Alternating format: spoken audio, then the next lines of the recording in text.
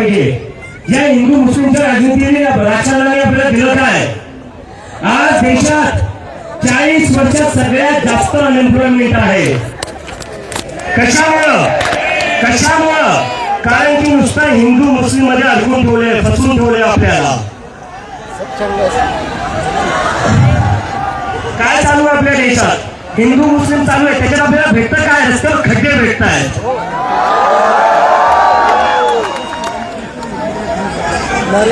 हिंदू मुस्लिमच्या राजनीतीमध्ये आपल्याला भेटतं काय? आपल्याला कोसळणारे पूल भेटत आहेत.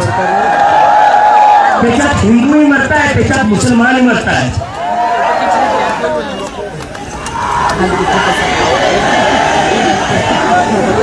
सगळं जग AI मध्ये पुढे चाललंय, सेमी कंडक्टर मध्ये पुढे चाललंय, क्लीन एनर्जी मध्ये पुढे चाललंय.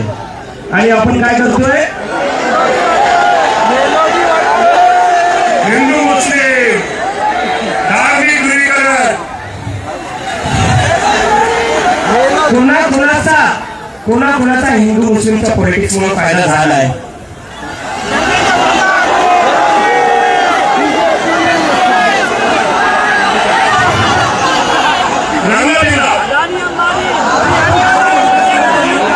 तर फक्त आता इथं घोषणा देऊन चालणार नाही. मला तुमच्या सगळ्यांकडून कमिटमेंट पाहिजे. यानंतर कोणीही हिंदू मुस्लिमच्या पॉलिटिक्स मध्ये अजिबात एंगेज करणार नाही.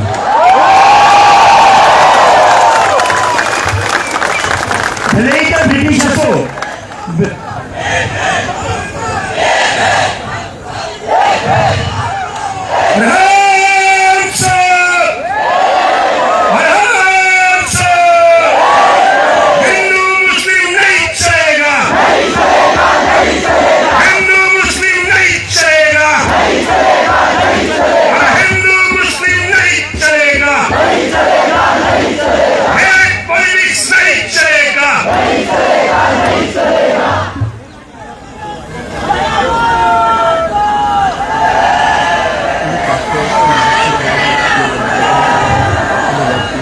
आता मी येतोय का? नाही, ठीक आहे.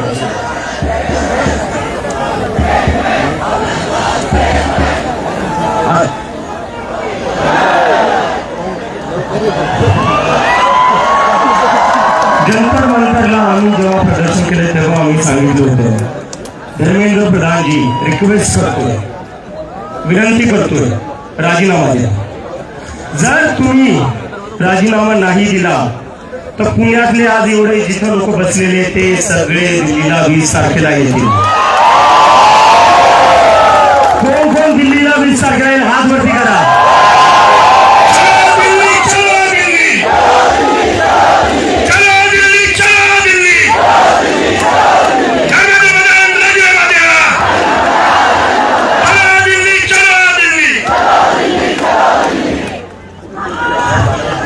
आणि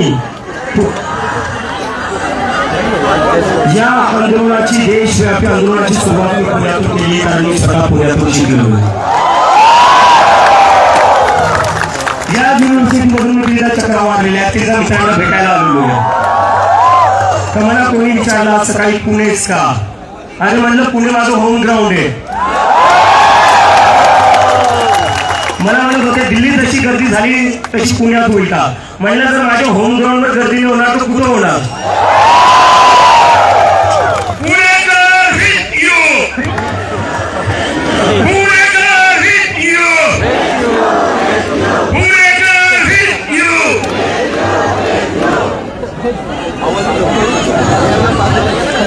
आता पुण्यातून मी जाणार आहे लखनौला, तिथून मी जाणार आहे लखनौ नंतर अमृतसरला, जयपूर, बँगलोर, जिथं जिथं गरज पडेल मी तिथं जाईल. आणि या देशातला सगळा युवा, सगळे स्टुडंट्स 20 तारखेला दिल्लीला येतील. आणि धर्मेंद्र प्रधानचं रेजिग्नेशन घेतल्याशिवाय वापस जाणार आहे. 20 जूनला आपल्याला दिल्लीला यायचं आहे. आणि मी तुमच्यावर काउंट करतोय. मी अमेरिकेतून एकाच भरोशावर आले की तुम्ही सगळे लोक सोबत उभा असाल. आणि मला आता गॅरंटी आहे की तुम्ही नक्की सोबत उभा असाल. आणि आणि आता मी एक अनाउंसमेंट, जब तक इस्तीफा नहीं होता है तब तक चलेगी.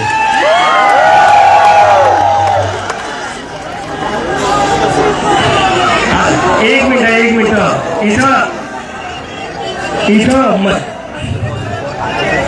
अल्टीमेटम दे दिया है, सैटरडे तक रिजाइन करिए. सैटरडे को रिजाइन नहीं करते तो 20 जून को हम सब दिल्ली आ रहे हैं.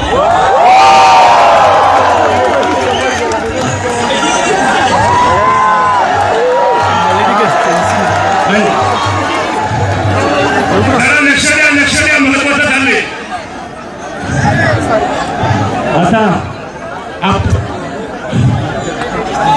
आता मी थोडं मुख्यमंत्री जे आपल्याला बोलले अराजक तत्व आहेत,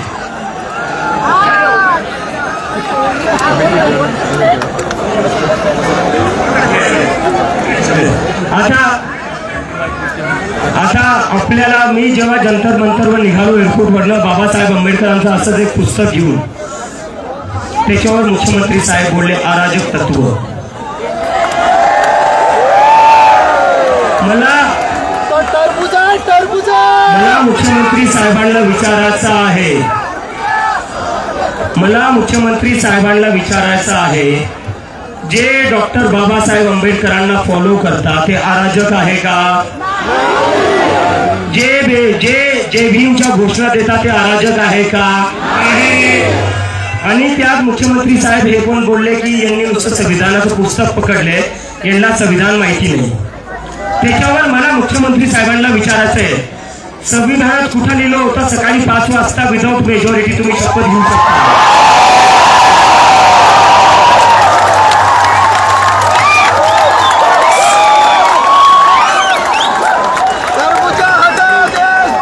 तर मुख्यमंत्री साहेब, आम्ही जय भीमचे नारे देऊ. जय जय जय जय जय भीम, जय जय जय जय जय भीम, जय जय जय जय जय भीम. आता मी येतो एका आपल्या अनाउन्समेंटवर.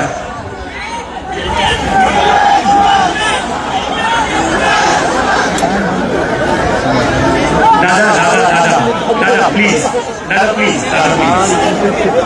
आता मी येतो आपल्या महत्वाच्या अनाउन्समेंटवर. काल मी बऱ्याचशा स्टुडंट्सला भेटलो, एमपीएससीच्या स्टुडंट्सला भेटलो, त्यांच्याही खूप तक्रारी आहे या सरकारपासून. त्याच्यावर आम्ही एक 5 पॉइंट अजेंडा, 5 डिमांड ज्या आमचा एक्झाम मॅनिफेस्टो असणार आहे, त्याच्यात आता मी तुम्हाला वाचून दाखवतो त्या डिमांड काय असणार आहे. पेपर लीक जेव्हा जेव्हा होईल तेव्हा प्रत्येक स्टुडंटला 10,000 देण्यात यावे.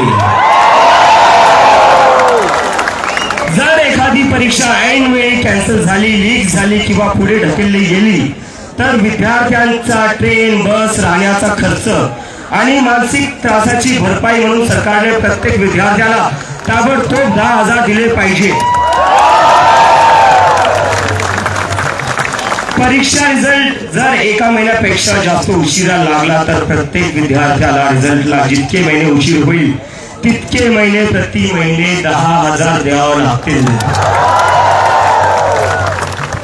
तुमचा इलेक्शनचा रिझल्ट 1 महिन्यात तुम्ही लावता, तुमचा इलेक्शनचा रिझल्ट तुम्ही 1 महिन्यात लावता. इलेक्शनसाठी तुम्ही स्पेशल ट्रेन काढतात. मग या स्टुडंटसाठी तुम्ही स्पेशल ट्रेन का नाही करत भरतीच्या वेळेस? का नाही करत? आणि दुसरी आता आमची मागणी, दुसरा आमचा मुद्दा, दुसरा आमचा अजेंडा, 72 तासाच्या आत बॅकअप डे री एक्झामचं तुम्ही आयोजन केलं पाहिजे.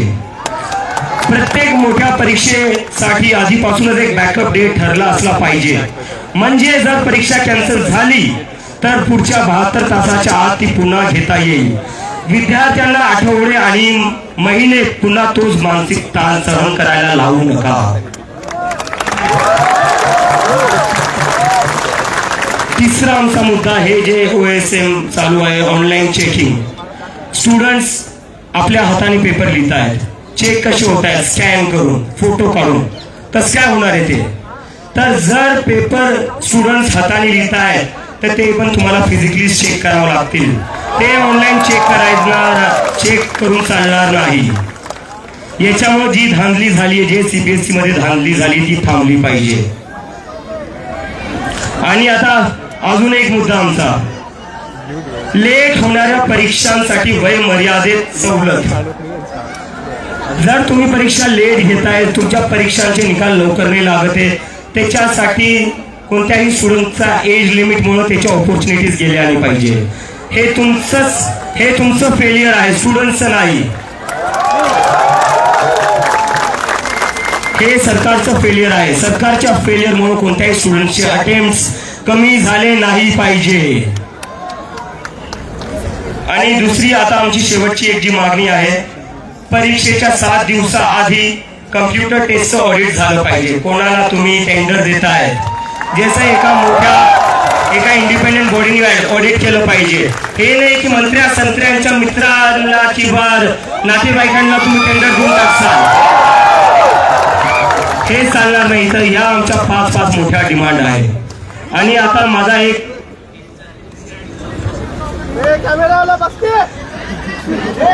गोदी मीडिया जरा या 5 मागण्यांसाठी हात वर करून पाठिंबा द्या. 5 मागण्यांसाठी एमपीएससीच्या संदर्भामध्ये दिलेल्या त्याच्यासाठी करा. आणि अजून एक मागणी, एनसीईआरटीने जो नकाशा काढलाय पुस्तकातून तो वापस आणला पाहिजे. तो तुम्हाला वापस आणावाच लागेल. आणि आता माझी सगळ्यांना एक मी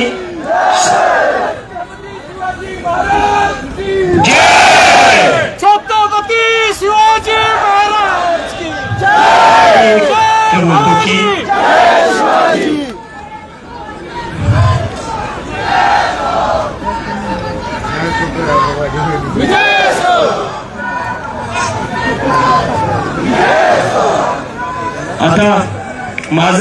आता मी थोडं मला एका खूपच सिरियस इश्यूवर बोलायचं आहे.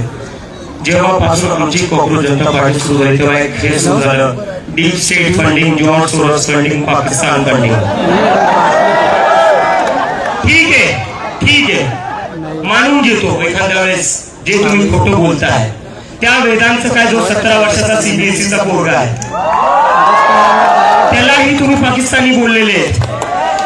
तुम्हाला लाज वाटते? तुम्ही तुमच्या देशाच्या स्टुडंट्सला पाकिस्तानी बोलताय. तुम्ही मला पाकिस्तानी बोलताय, तुम्ही सीबीएसईच्या स्टुडंट्सला पाकिस्तानी बोलताय. जे पत्रकार तुम्हाला प्रश्न विचारतात तुम्ही त्यांना पाकिस्तानी बोलता. जो विरोधी पक्ष अपोजिशन लढतो तुम्ही त्याला पाकिस्तानी बोलता. ते इंडियन आहे कोण? भाजपचा आयटी सेल.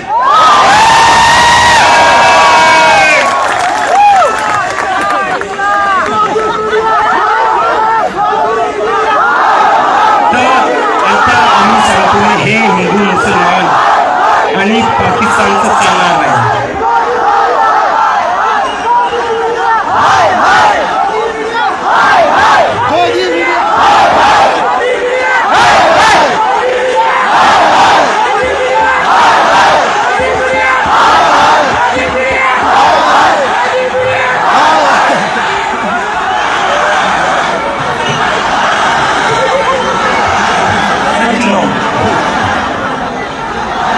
सोनम वांगचुक सरांना पण जेव्हा यांनी महिने जेलमध्ये टाकलं होतं, काय म्हणून टाकलं होतं? अँटी नॅशनल पाकिस्तानी म्हणून जेलमध्ये टाकलं होतं.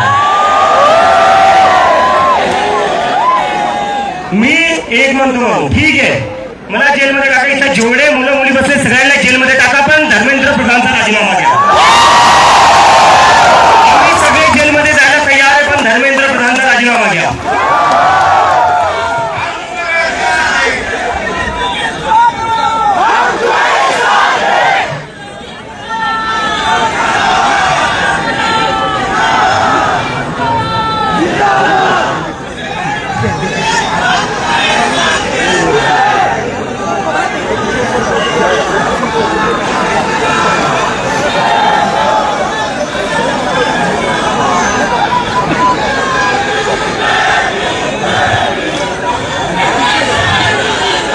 थोडं सिरियसली बोलतायत ते, शांतपणे ऐका. घोषणा दाखवा. सिरियस विषय. आता बऱ्याचशा लोकांना प्रश्न पडलाय, नक्की कॉक्रोच आहे काय? कॉक्रोच आहे काय? कॉक्रोच हा एक मेसेज आहे की या देशातला युवा तुमच्या पॉलिटिक्सला थकला आहे, तुमच्या पॉलिटिक्सवर फ्रस्ट्रेट झालेला आहे. ज्या सिस्टमवर गिव्हअप केलेला हा कॉक्रोच आहे. आणि भरपूर लोक म्हणतात कॉक्रोच गटारीत असतात, कॉक्रोच इथं असतात तिथं असतात. मी म्हणतो कॉक्रोच तिथं असतात जिथं काही सडलेलं असतं. सिस्टम सडलेलं आहे, त्याला नीट करावं लागेल आणि त्याला कॉक्रोचेस आता नीट करणार. तर आपण ज्या गोष्टी ठरवल्या सगळ्यांनी 20 तारखेला जंतर मंतरला यायचंय. हात वरती करून परत एकदा सांगा कोण कोण येणार आहे. आणि परत एकदा सांगा हिंदू मुस्लिम की राजनीति, हिंदू मुस्लिम की राजनीति, हिंदू मुस्लिम की राजनीति. धर्मेंद्र प्रधान इस्तीफा दो, धर्मेंद्र प्रधान इस्तीफा दो, धर्मेंद्र प्रधान इस्तीफा दो, धर्मेंद्र प्रधान इस्तीफा दो, धर्मेंद्र प्रधान इस्तीफा दो, धर्मेंद्र प्रधान इस्तीफा दो, धर्मेंद्र प्रधान इस्तीफा दो, धर्मेंद्र प्रधान इस्तीफा दो, धर्मेंद्र प्रधान इस्तीफा दो, धर्मेंद्र प्रधान इस्तीफा दो.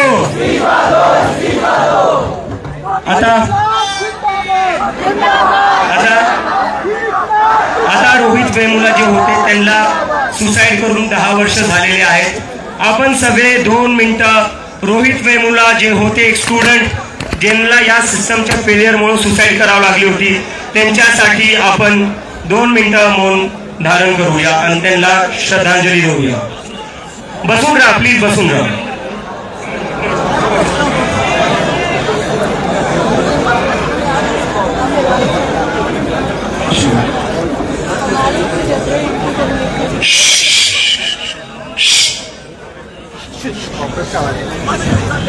आपण सर्वजण श्रद्धांजलीसाठी शांत येत आहोत. सर्वजण शांतता करतील, प्रिंट ऑफ सायन्स करतील. 2 मिनिटांची तरी आदरांजली आहे. मान्यवर नेत्यांनी आपल्याला आग्रह केला, आपण सगळे शांत आहोत.